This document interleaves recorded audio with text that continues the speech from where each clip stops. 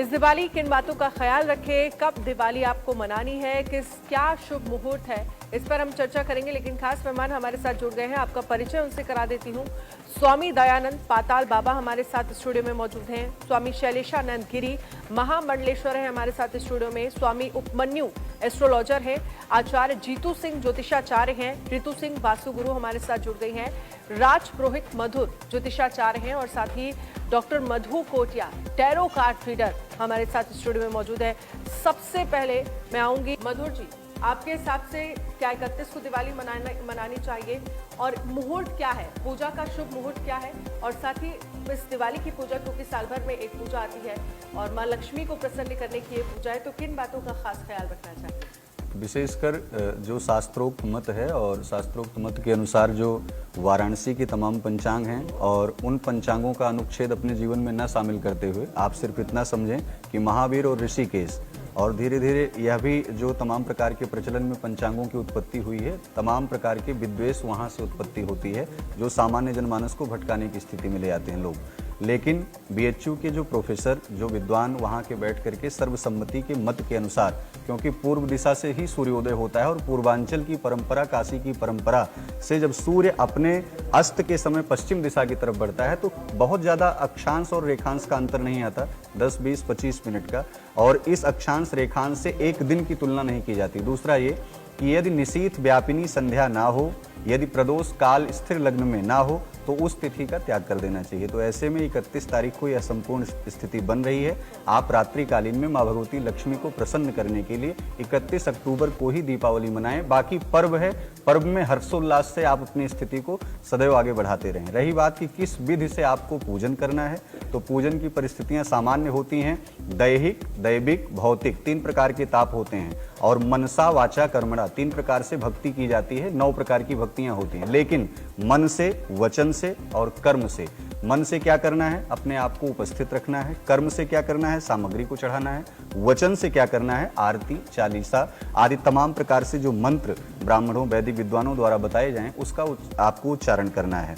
अब रही बात कि पूजन विधि का जो क्रम है वो जान लेते हैं सामान्य शब्दों में, क्योंकि पूजन 2 तरीके के लोग जो है करते हैं। एक तो बहुत सामग्रियों को लेकर के करते हैं और एक मिट्टी की प्रतिमा गणेश लक्ष्मी की स्थापित करके सामान्य जनमानस, जो निचले वर्ण में आते हैं लोग, जिनके पास बहुत सुख सुविधाएं नहीं हैं, वह भी लक्ष्मी की कृपा प्राप्त करने के लिए करते हैं। तो दोनों के लिए सटीक है।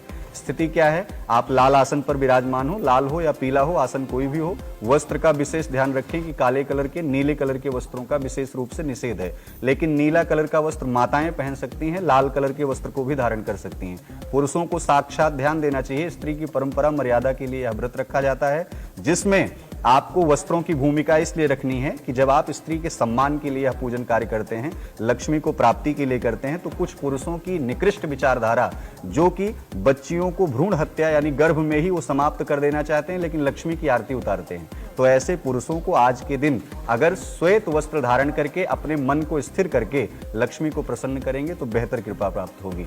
रही बात, भगवान को जब आप आसन दें तो लाल आसन दें, विशुद्ध लाल आसन हो, और उसमें देवी देवताओं की प्रतिमा को समायोजित करें। साथ ही साथ कुल देवी की प्रतिमा को अवश्य आज बैठाएं। कुल देवी अगर आपको नहीं पता है तो गाय के गोबर से निर्मित जो गौरी हैं उनको आप पान के पत्ते पर स्थापित करें। और अन्य पूजन के क्रम में आप जल से स्नान कराएं, दूध, दही, घी, मधु, शक्कर से स्नान कराएं, पुनः शुद्ध जल गंगा जल से स्नान कराएं। फिर आपको आज के दिन केसर का तिलक इसलिए लगाना चाहिए कि लक्ष्मी की स्थिरता जो होती है व्यक्ति के जीवन में, वह केसर आदि चंदनों से, क्योंकि चंदनस तो महत्पुण्यम पवित्रम पापनाशनम आपदाम हरते नित्यम लक्ष्मी तिष्ठतु सर्वदा। तो लक्ष्मी की प्रतिष्ठा के लिए आप जो है केसर का तिलक लगाएं। साथ साथ अक्षत और आज के दिन कमल का पुष्प अवश्य समर्पित करें। और आगे माताएं जो है सौभाग्यवती माताएं हैं वो सिंदूर अवश्य चढ़ाएं। जिन बच्चियों का विवाह नहीं हो रहा है वह भी सिंदूर आज के दिन चढ़ा सकती हैं, दुपट्टे में, आंचल में रख करके। साथ साथ आपको जो है इत्र, सुगंधित तेल, धूप, दीप, नैवेद्य, यह सामान्य पूजन की परंपरा है। बाकी अन्य अभी चर्चाएं होंगी ही, आप इसे शामिल मुझे लगता है कि एक बार सबसे इस पर राय ले लेते हैं कि दिवाली, क्योंकि मुझे लगता है कि ज्यादातर लोग जो है वो इस बात पर अग्री कर रहे होंगे कि 31 को दिवाली मनाई जानी चाहिए। स्वामी शैलेशानंद जी हमारे साथ हैं। स्वामी शैलेशानंद जी, देखिए दिवाली की पूजा किस दिन होगी, क्योंकि हमने मधुर जी को भी सुना और ऋतु जी भी यही कह रही हैं कि 31 तारीख को ये पूजा होनी चाहिए। आपके हिसाब से क्या शुभ मुहूर्त है दिवाली की पूजा को लेकर? और धनतेरस पे भी, छोटी दिवाली पर भी लोग पूजा करते हैं, तो धनतेरस और छोटी दिवाली पर जो लोग पूजा करते हैं उन्हें किस बातों का ध्यान रखना चाहिए? और साथ ही धनतेरस और छोटी दिवाली का पूजा का मुहूर्त क्या है आपके हिसाब से?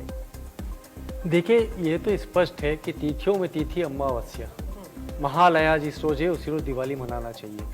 तो जो विद्वत जनों ने कहा है, जो पंचांग का कहना है, वो 31 अक्टूबर की रात्रि की दिवाली मानी जाएगी। हम लोग जो बात कर रहे हैं तो उसके अंदर एक स्पष्ट है कि एक श्लोक है, आप से समेतु ते विश्वतोत्सव श्रेयम भवा वाजस्य संगते।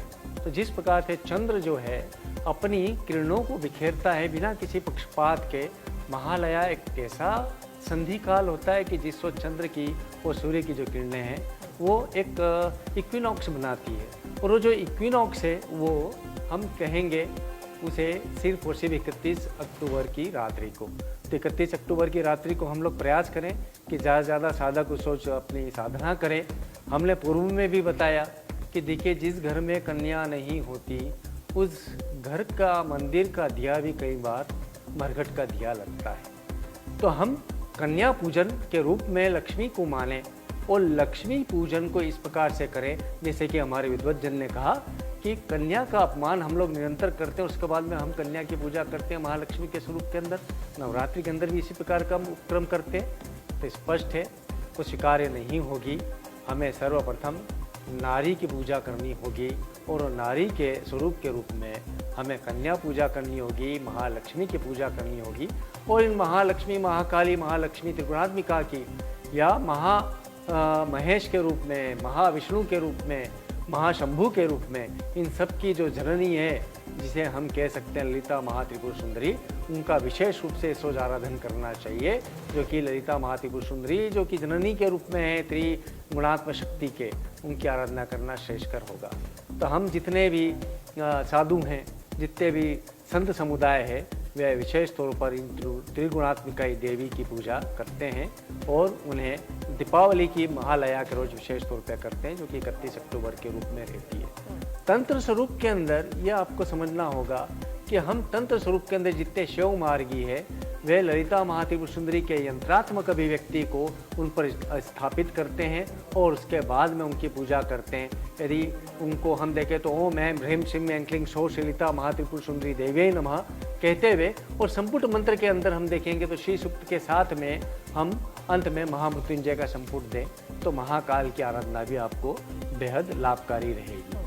महाकाल एक केंद्र है काल गणना का, उज्जैनी, और उज्जैनी स्पष्ट करता है कि 31 अक्टूबर की रात्रि को आपकी सारी जितनी भी तंत्र साधना है, पूजा मार्ग है, चाहे गृहस्थियों का है चाहे सन्यासियों का है, वो 31 अक्टूबर की रात्रि को फलित होने वाला है। तो आप सभी से यही निवेदन है कि आप 1 को मनाएं, 31 को मनाएं, किंतु 31 और 1 की जो मध्य रात्रि है इसको विशेष तौर पर लाभ उठाने के लिए आप इस रोज अपनी आराधना करें। जी स्वामी दयानंद जी, क्योंकि जिस तरह से देखा जा रहा है 31 को लेकर भी तर्क दिया जा रहा है और 1 को लेकर भी तर्क दिया जा रहा है, आपके हिसाब से 1 तारीख को या 1 नवंबर को क्यों दिवाली की पूजा नहीं करनी चाहिए? और मैं चाहूंगी जो लोग धनतेरस पर खरीदारी करते हैं उन्हें किन बातों का ख्याल रखना चाहिए? क्या खास ऐसी वस्तुएं हैं जिन्हें घर लाना चाहिए और फिर क्योंकि धनतेरस को जो चीज़ें हम लेकर आते हैं उनकी दिवाली पर पूजा करते हैं? देखिए, आपके